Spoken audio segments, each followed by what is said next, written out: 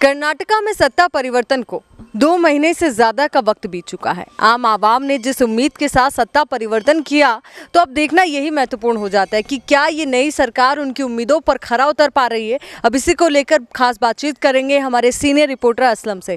असलम, देखिए, बहुत उम्मीद की थी आम लोगों ने कि भाई जब हम कुछ चेंज कर रहे हैं, कुछ परिवर्तन कर रहे हैं, तो कुछ बेहतर हमारे लिए होगा।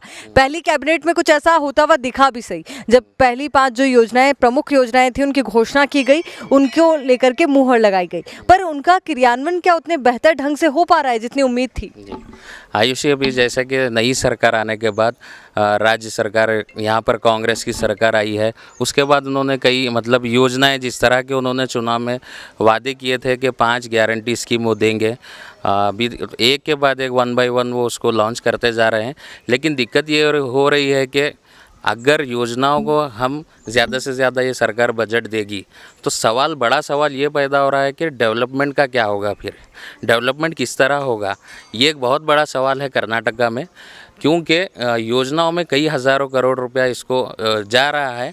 तो फिर सवाल ये है कि डेवलपमेंट किस तरह से होगा। बिल्कुल, देखिए असलम, अगर हम कुछ मुद्दों को लेकर शुरुआत करें बातचीत की, तो चाहे जो अन्न से जुड़ी योजना थी, फ्री चावल की बात जिसमें की गई थी, उसको लेकर भी सरकार शुरुआत में तमाम दाव पेचों में फंस गई। उनको चावल मुहैया नहीं हो पा रहा था, उसके बाद कैश अमाउंट उन्होंने दिया। अगर हम बात करें गृह ज्योति की, तो उसके भी क्रियान्वयन में थोड़ा वक्त लगा, उसको लेकर भी लोगों में असमंजस था, क्योंकि शुरुआती बिल बहुत ज़्यादा आए। और फ्री बस यात्रा की हम बात करें महिलाओं के लिए, तो उसमें भी हमने देखा किस तरीके से महिलाओं में झगड़े हुए, धक्का मुक्की हुई, और वहीं आम जो लोग थे, कहें कि जो पुरुष हैं और जो स्टूडेंट्स हैं, वो ज़्यादा परेशान हुए, क्योंकि उन्हें डेली जाना था पर उन्हें जगह नहीं मिल पा रही थी।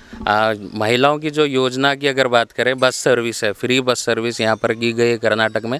लेकिन देखने में मैंने खुद भी ऐसा जाकर नोटिस किया है, देखा है, और कई बार तो हमने कवरेज भी किया है कि एक बस जब आ रही है तो हज़ारों की भीड़ में महिलाएं वहाँ पर जमा हो रही है फ्री बस सर्विस के लिए। लेकिन इससे हटकर भी सरकार दूसरी चीज़ें भी कर सकती। कई लोगों ने ये भी कहा है, जब भी हम कोई कवरेज करने के लिए जाते हैं, तो सरकार को इस तरह से योजना बनाने की बजाय एजुकेशन, जैसे एजुकेशन पर ज़्यादा फोकस करना चाहिए था कर्नाटका की सरकार को।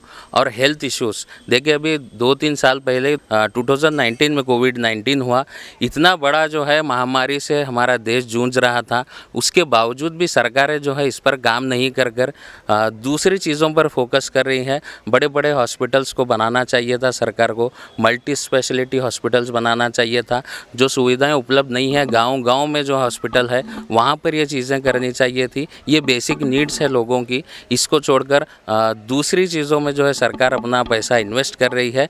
ठीक है, वो एक तरह से उनकी राजनीति के लिए ठीक है, लेकिन जिस चीज़ की बेसिक नीड्स की जनता को ज़रूरत है, आम जनता को, उस चीज़ों पर ज़्यादा फोकस नहीं किया जा रहा है। जैसे कि अभी आप देखें, ये भी कहा जा रहा है कि कर्नाटका की सरकार ने अरविंद केजरीवाल की सरकार को देखकर जो ये योजनाएं बनाई है, जैसे फ्री एजुकेशन है वो है।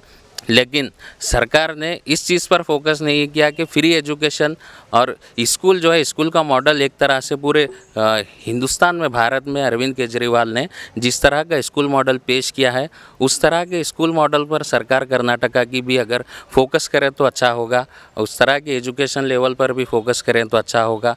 और जो है, अभी मैंने जैसा ही कहा कि हॉस्पिटल्स पर ज़्यादा से ज़्यादा तवज्जो देनी चाहिए। अभी बीदर की अगर हम बात करें, तो बीदर का एक ब्रिम्स हॉस्पिटल है, आपने भी वहाँ पर कवरेज किया होगा। लगभग 5000 से ज़्यादा लोग हर रोज़ बीदर के ब्रिम्स हॉस्पिटल को आते हैं, लेकिन वहाँ पर कोई ऐसी मल्टी स्पेशलिटी सुविधा उपलब्ध नहीं है। वहाँ पर डॉक्टर ज़्यादा से ज़्यादा, अगर कोई सीरियस या इमरजेंसी केस आता है तो उसको हैदराबाद रेफ़र किया जाता है या फिर शोलापुर रेफ़र किया जाता है उसको।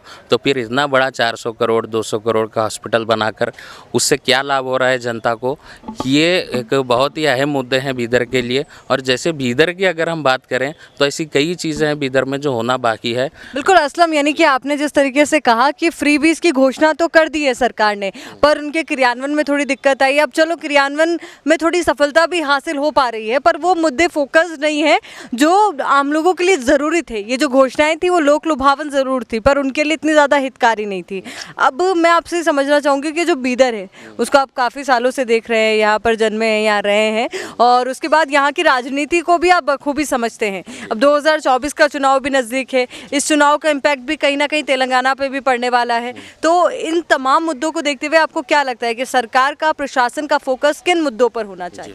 अभी जैसे चुनाव करीब आ रहे हैं तो आप देख रहे होगे आयुषी के बयानबाजियां जो है नेताओं की शुरू हो गई हैं, कीचड़ उछालना एक दूसरे के ऊपर, ये चल रहा है। लेकिन इन सभी चीज़ों के साथ जो चीज़ें हैं जैसे सबका साथ सबका विकास, ये एक देश का मूल मंत्र हो गया जैसे मोदी जी ने कहा, तो ये कहाँ पर हो रहा है ये देखना ज़्यादा ज़रूरी है। चुनावी मुद्दों में डेवलपमेंट को लेकर चुनाव लड़ना ज़्यादा ज़रूरी है मेरे हिसाब से, क्योंकि अगर देखा जाए अगर बीदर की बात करें तो बीदर में से कई मुद्दे हैं जो हल नहीं हुए हैं।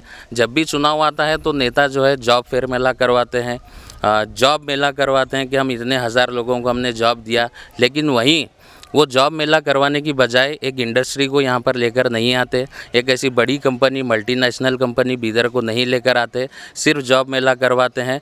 और वो जॉब मेले में भी क्या दिक्कत ये आ रही है आयुषी के, जॉब वहाँ पर मिल रही है लोगों को, बेंगलुरु जाओ या दिल्ली जाओ या फिर हैदराबाद जाओ, मेट्रो सिटीज़ में मिल रही है।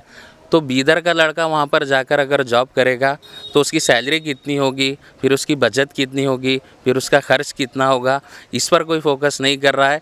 बस ये अफवाह उड़ाई जा रही है कि हमने जॉब मेला करवा दिया है। तो यानी कि जो जहाँ का है उसे वहाँ पर रोजगार नहीं मिल पा रहा, और यही शायद मुझे लगता है कि बड़ी समस्या है परिवारों के लिए भी, और न्यूक्लियर फैमिलीज जो हो रही है तो एक पारिवारिक जीवन पर भी इसका सीधा इम्पैक्ट है। अभी जैसे आप देखोगे कि हमारा करीब में ही ज़हीराबाद है, यहाँ से 30 किलोमीटर है, मल्टीनेशनल कंपनी है वहाँ पर महिंद्रा, कई हज़ार जो है युवा वहाँ पर जॉब करते हैं। लेकिन बीदर वाले जब वहाँ पर जाते हैं तो बीदर के लोगों को ज़्यादा से ज़्यादा लोगों को वहाँ पर जॉब नहीं दी जाती है, क्योंकि वो भी जो है लोकल वालों को ज़्यादा प्रेफर करते हैं। अभी जैसे बीदर में ही इंडस्ट्रियल एरिया है, कोलार या नौबाद आप चले जाओ, वहाँ पर भी जो बीदर वालों को ज़्यादा जॉब नहीं दी जाती है, बाहर से ही लाकर वहाँ पर रोज़गार दिया जा रहा है। तो जो भी हमारा ज़िला प्रशासन है और यहाँ के जो है प्रभारी मंत्री है, इन लोगों को ये सोचना चाहिए कि बीदर के नौजवानों को जो है युवा को बीदर में ही जॉब मिले, वो अपने घर में रहकर ही अपने घर के अपने माँ बाप की खिदमत करते हुए, उनकी सेवा करते हुए और रोज़गार कमाए वो।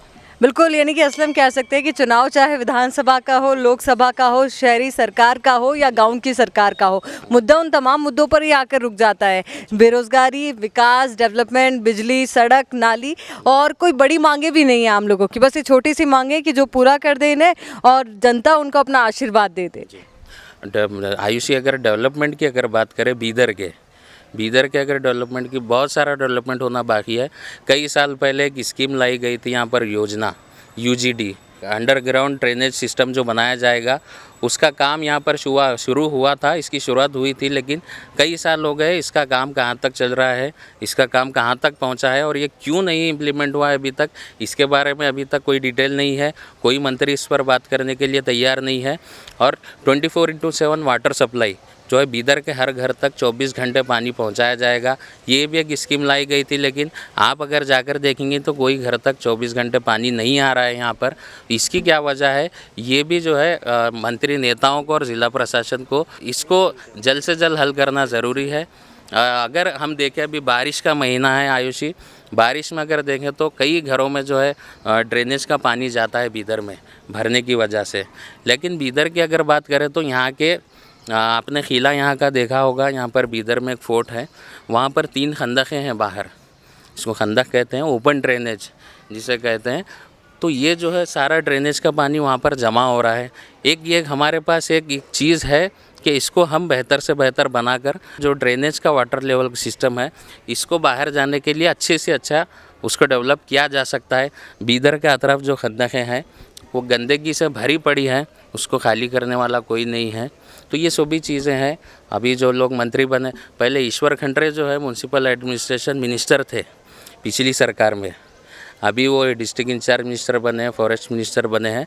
तो जब ईश्वर खंड्रे म्यूनसिपल एडमिनिस्ट्रेशन मिनिस्टर थे, उन्होंने बीदर के CMC डिपार्टमेंट को 100 करोड़ रुपये ला कर दिया था।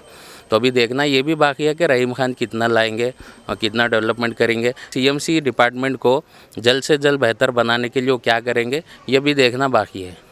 बिल्कुल, ये थे हमारे साथ हमारे सीनियर सहयोगी असलम, जिन्होंने तमाम मुद्दे हमारे साथ साझा किए और वाकई में बीदर को जितने बखूबी से समझते हैं तो ये वाकई में मुद्दे अहम भी हो जाते हैं। अब इनको लेकर के हम ग्राउंड ज़ीरो पर पड़ताल भी करेंगे, आप लोगों की बात सरकार और प्रशासन तक भी हम पहुँचाएंगे। अब देखना यही कि इन तमाम मुद्दों को लेकर के क्या कुछ होता है, क्या कुछ अहम जानकारी निकल कर सामने आती है। कैमरे के पीछे सहयोगी कृष्णा के साथ मैं आयुषी विजयवर्गीय, सीनियर रिपोर्टर असलम के साथ, केपी न्यूज़ बीदर।